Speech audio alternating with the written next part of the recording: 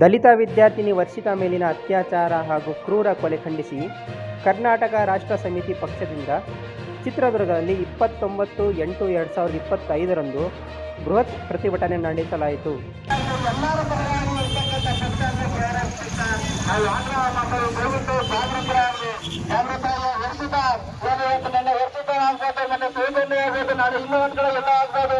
ಅದಕ್ಕೆಲ್ಲ ಕಾರಣ ಆರೋಪಿಗಳಿಗೆ ಶಿಕ್ಷೆ ಆಗ್ತಾ ಇಲ್ಲ. ಶಿಕ್ಷೆಯನ್ನ ಈ ಮಾಧ್ಯಮಗಳಲ್ಲಿ ಪ್ರಕಟಿಸ್ತಾ ಇಲ್ಲ.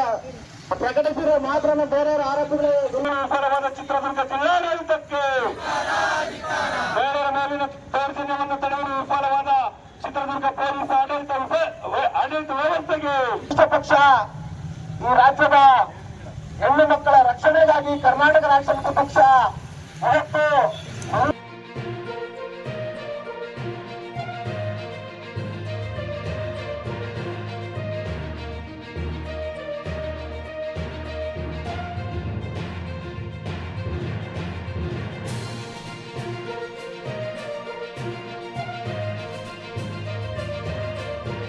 ನ್ಯಾಯಾಲಯದ ಮೇಲೆ ನಮಗೆ ನಂಬಿಕೆ ಇದೆ, ಗೌರವ ಇದೆ. ಖಂಡಿತ ಇಂಥ ಆರೋಪಿತರಿಗೆ ಸರಿಯಾದ ಶಿಕ್ಷೆ ಆಗುತ್ತೆ. ಅಷ್ಟೇ ಹೇಳ್ಬೋದು.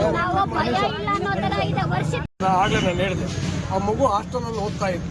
ಹಾಗಾಗಿ ಹಾಸ್ಟೆಲ್ಗಳು, ಎಲ್ಲ ಹಾಸ್ಟೆಲ್ಗಳು ನಮ್ಮ ಏನು ಸರ್ಕಾರ ನಡೆಸ್ತಿರುವಂಥ BCM ಇಲಾಖೆ ಇರಬಹುದು, ಅಲ್ಪಸಂಖ್ಯಾತ ಇಲಾಖೆ, ಹಿಂದುಳಿದ ವರ್ಗಗಳ ಮತ್ತು ಸೋಷಿಯಲ್ ವೆಲ್ಫೇರ್ ಎಲ್ಲ ಇಲಾಖೆ ಮುಖ್ಯಸ್ಥರನ್ನ ಕರೆದು ಮಕ್ಕಳು ಯಾವ ರೀತಿಯಲ್ಲಿ ಹಾಸ್ಟೆಲಲ್ಲಿ ಇರಬೇಕು, ಅವ್ರ ರಕ್ಷಣೆಗಳು ಹೇಗೆ, ಒಂದು ಮಗು ಏನಾದರೂ ಮನೆಗೆ ಹೋಗ್ಬೇಕು ಅಂದರೆ ಪೇರೆಂಟ್ಸ್ ಗಮನಕ್ಕೂ ಸಹ ತರಬೇಕು ಅನ್ನೋದು ಈ ರೀತಿಯಾದಂಥ ವಿಚಾರವನ್ನು ನಾವು ತಿಳಿಸಿದ್ದೀವಿ.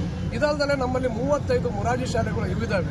ನಾವು ಕ್ರೈಸ್ತವ ರೆಸಿಡೆನ್ಷಿಯಲ್ ಆ ಸಂಬಂಧಪಟ್ಟಂತ ಎಲ್ಲ ಪ್ರಿನ್ಸಿಪಾಲ್ನು ಕರೆದು ಮೀಟಿಂಗ್ ಮಾಡಿದ್ವಿ.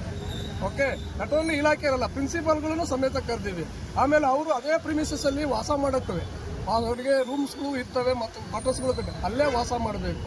ಇದು ನಾವು ಹಾಸ್ಟೆಲ್ ಮಕ್ಕಳುಗಳು ಮತ್ತು ಇದ್ರ ಬಗ್ಗೆ.